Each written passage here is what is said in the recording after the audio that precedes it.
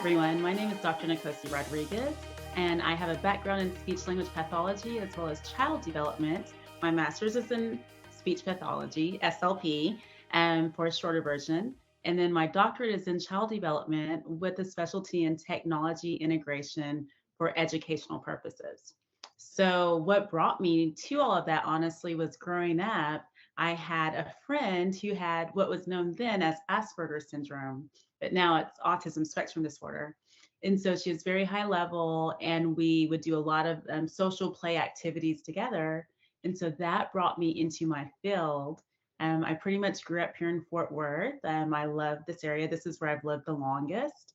I was a military brat, so I lived a couple of other places. But Texas is home for me in Fort Worth specifically. And I just have such a love for Fort Worth and the people of Fort Worth.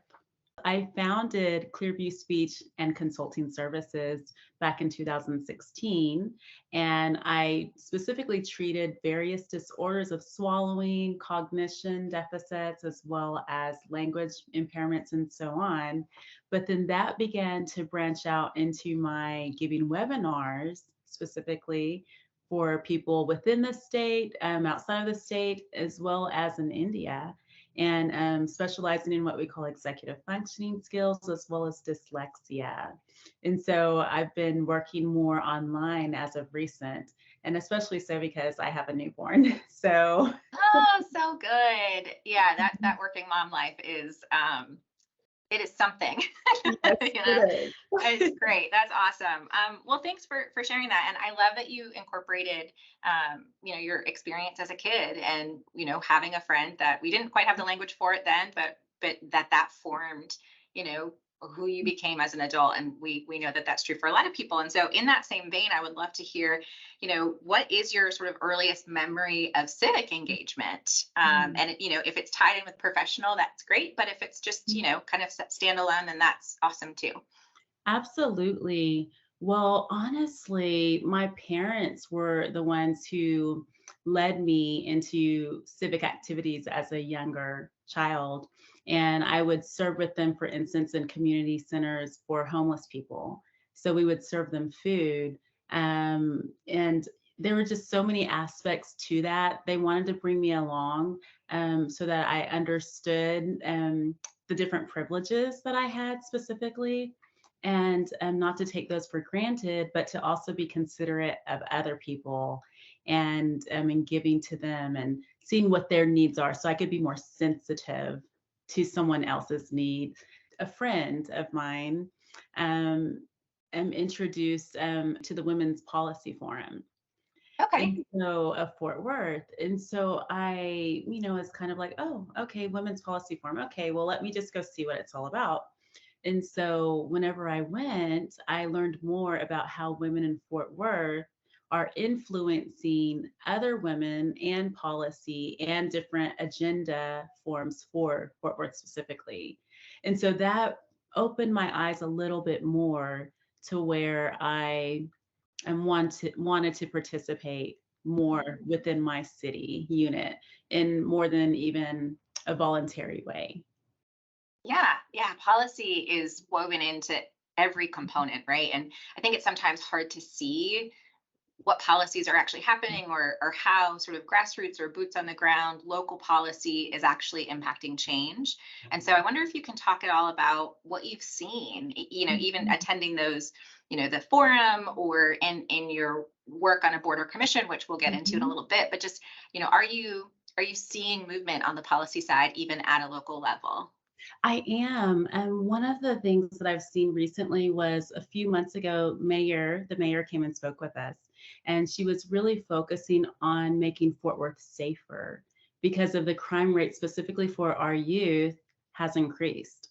And so different policies and working with the police department and getting them feet on the ground in the communities more so to improve the lives and the quality of life for our youth and their families and to decrease the crime rate. And so I know that's still a work in progress right now because we've seen different crimes that have taken place against youth still in our Fort Worth area.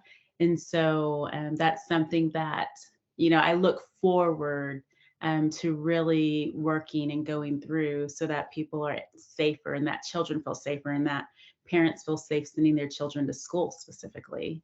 Yeah, that's huge. That's so neat. I always think it's important to sort of ground people in that policy. Often we hear about it, really at the national level, and it's often Mhm, fraught, with feelings and politics, and it doesn't have to be. That really can mhm, be, this sort of a community of people coming together and saying, okay, we have a shared goal. This is what we're wanting to achieve. How do we get there? Like, how do we do this together? And even if absolutely. it's incremental and slow, we can move this forward. So I love hearing about that. I'd love to segue a little bit to your experience with United We and the Appointments Project, and then Mhm. what led you to the board that you're on now. So, can you tell me a little bit about when you were first introduced to United We? Yes, one of the ladies at my women's policy forum actually introduced me to the concept or to your organization. And at first, I was just listening as a, bystander or whatnot. But then I decided to do a little bit more research on my own a few months later. And so I just found you online and I Love read that. through. Yes, I completed all of the paperwork for it, and I think I even spoke to someone, I can't quite recall at this point, but just very, very accommodating and just, very responsive is what I That's great. discovered. Yes, with your organization, and so I thought, "Oh, great," and then I learned, that you would advocate on my behalf if I wanted to, take some civic opportunity, and so I felt that was very, very good, especially as a woman, and, as a Black woman, and I don't feel like underprivileged or anything, but I'm just saying sometimes I don't feel as comfortable, or at the time I didn't feel as comfortable Hmm. even looking for a civic position or even knowing how to go about it. So you all Yeah. gave a lot of education in regard to that. And that's what I felt was most complimentary for your Yeah. organization. That's great. Thank you for that. Yeah. And a lot of women, and this is based on research that we've done, Mhm. feel a couple of ways uncomfortable, they feel uninvited or just not asked. Or ill-equipped, and the Appointments Project can certainly address a lot of those. But I'm curious about the discomfort you Mhm. felt and where that stemmed from, and maybe how you worked through that. Right. Well, for me, my personal discomfort always comes from a lack of knowledge. So if I don't have an understanding of a specific topic or area, then I feel a bit intimidated. And not that I cannot learn that information, but it's just that, okay, well, am I learning the correct information in the first place? So because I think I'm a little bit of a perfectionist in ways. Yeah, I understand that. Yeah. And so then it's like, oh, well, hold on. I have to, dot all my I's, cross all my T's. I have to understand everything perfectly before I can even broach the topic or even present myself, which of course you want to be adept at what you're doing. But I mean, to even go out and kind of humble yourself and ask someone for help or ask someone to explain things to you, that can be so, it's a fine line between the Absolutely. two. Yeah, we can do our legwork and our homework, but then there absolutely is nothing wrong with saying, okay, I think I've reached the limit of what I can do on my own. And now, I would like those who are in this and experts in it, to come alongside me. Tell us about the board you are currently Mhm. serving on, why you went for that one. And is this your first board that you're serving It on? it is my first board, yes. Great. Yeah, tell us about that experience. All right. So now I'm a part of the Fort Worth Mayor's Committee on Persons with Disabilities. And specifically, we're focused on improving the quality of lives for persons with disabilities as well as their families. And for me, that was a very easy transition because as a speech language pathologist, I work basically from what I call cradle to the grave. Mm, So across the lifespan, whether it's in the educational or medical setting. And I'm working with family units. So I always like to look at the family, not just the individual. And so for me, I would be working on improving the quality of lives for my clients, whether it's with their communication skills, their cognition, their swallowing, and so on. And whether it was, using different technologies to help them or just adaptive equipment, so on. And so that was an easy transition into my area, um, with the current position I'm on, the current board I'm on. And what I saw was that they had a gap in the sense, and not, in their understanding or anything like that, but they didn't have an SLP on the board. Yeah. So So, bringing that professional experience and expertise, yeah, to right, augment the work that they're doing. right, exactly. And what I do love is that there's a certain percentage of people who have a disability who serve on the board.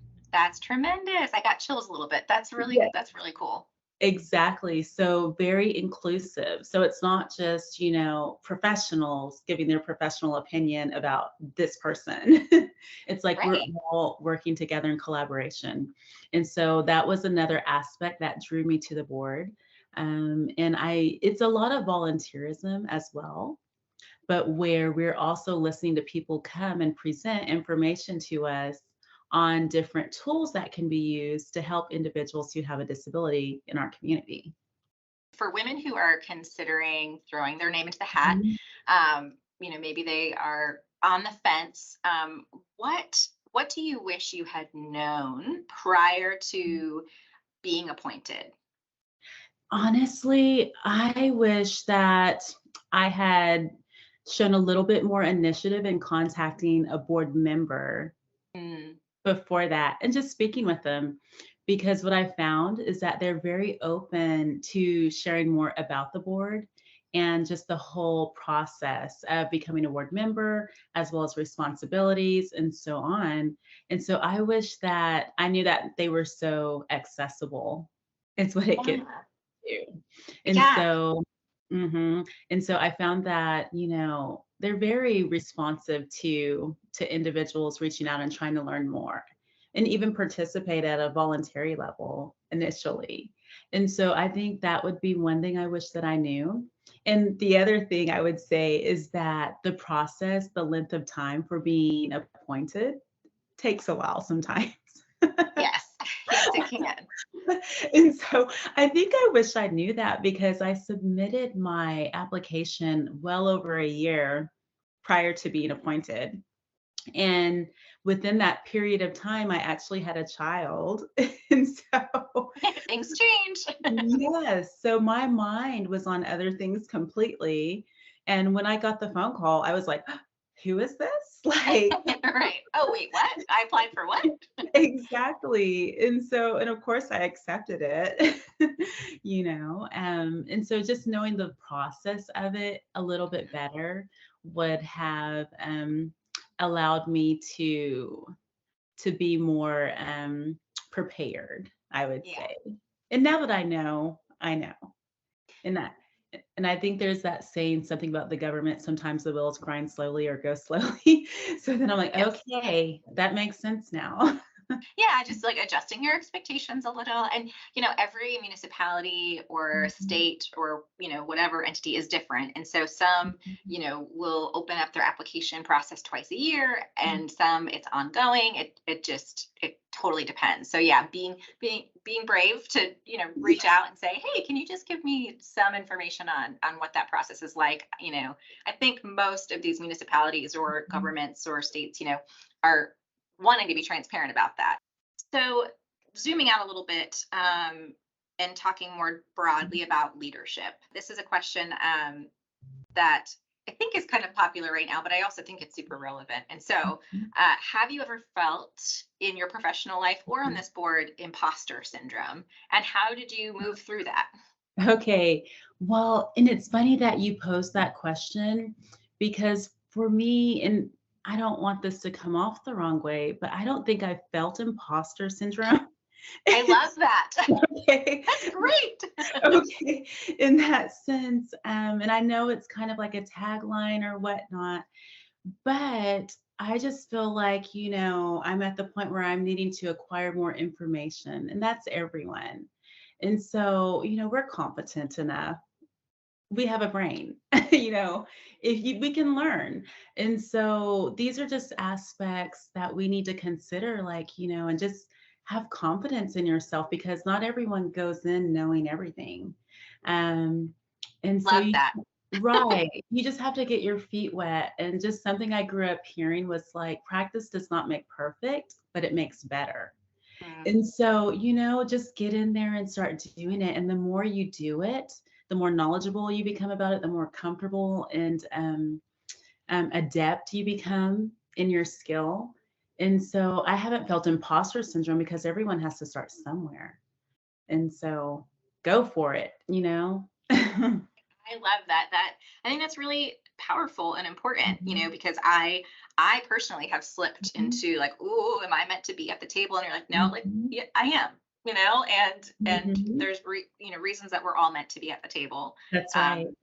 because of our experiences. So I that's great. I'm going to remember that. Um, what would be your encouragement for to women who are looking to serve on a board or commission, or just get civically engaged more broadly?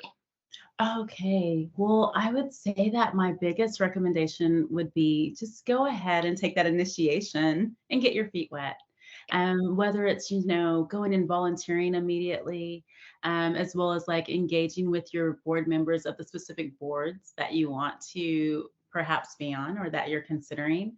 Um, and as well as just speak with them, and get in your Mhm. community and find out what's going on within your community and just continue to educate yourself as to different needs within your community and solutions possibly that you have. I mean, there are different types of leaders, and so even if you're quiet, because I would consider myself, I mean, people say I'm not really quiet, but I consider myself a quiet leader. So sometimes, you may feel like, oh, I don't have the personality where I might be acknowledged, and not that we need acknowledgement, but even be considered as a leader. Well, they're quiet leaders, and Mm, so those who just put their, nose to the book or whatnot and just begin to work. And yeah. work quietly at getting things done within their community and improving it. So consider that. And if you're a little bit more verbose or brash and engaged, that's wonderful too, because we need all types. We need every personality, and skill set and so on. And so just be confident in your skill set and your ability to help improve everyone's life, including yours. Yeah, I think the skill set piece is really important, right? That everyone has a skill set, and it Mhm. doesn't have to be a formal education or a formal training or certification or any of that. Mhm. If you can grocery shop and fill your pantry, within, a certain budget, that's a skill set, right? Like there's certain things that we do every day as human beings, Mhm. that translate to, positive work in the community. And I think women especially sometimes forget that all of the Mhm. important work that they're doing either in their home or elsewhere that doesn't feel like it could translate, it really can. We just might have to change the language a little bit around it. Yeah. And so just as a reminder to women that you can do it. Mhm. And we, can help you think through, uh, how do you, I don't want to say market that, but how do you tell that story, that Right. you are qualified. Absolutely. And I love that because, I feel like women from all walks of lives need to realize that they have something to offer. Absolutely. Whether you're at home, whether you're working in a bank, whatever setting, you have a skill set that's valuable to your community, Hmm.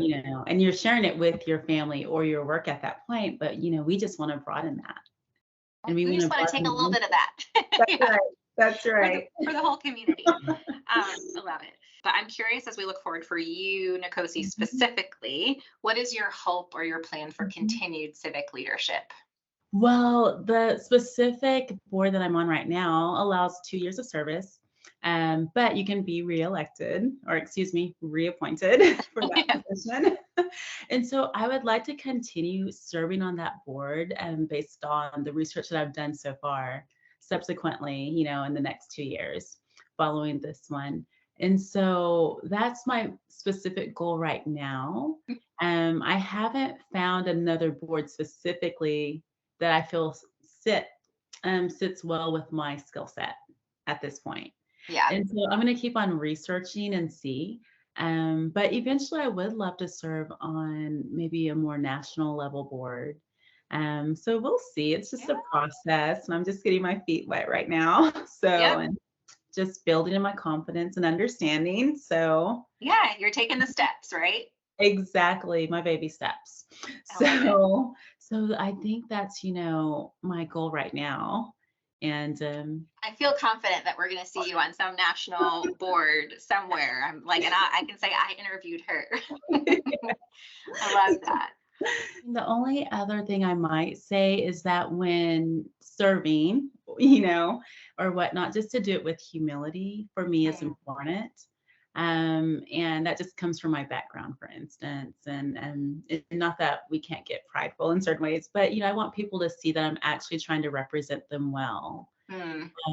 and to care for what their needs are, and I'm hearing them, and that we can work together, and it's not just me ruling from my throne. Right, right. You're Mhm. in a position of power, but you are, hopefully using that power to be the voice of the people who aren't in that same position. Yeah, it's not about Nikosi. It's That's right. about how you can be sort of that vessel for the change That's that needs to happen. that's right, and specific to my population, individuals who have a disability and their families, and I don't have a disability, and I don't have any immediate family members who have a disability. So, my perspective is a little Mhm. different, versus theirs, and, they're living it daily. And so I've seen that, but I haven't experienced it. Yeah. And so I want to be very sensitive to that and try to approach them in a very, what I call, gentle way, and, Yeah. and represent them in a gentle way. But that speaks to their experience and what they need, to help improve their quality of life.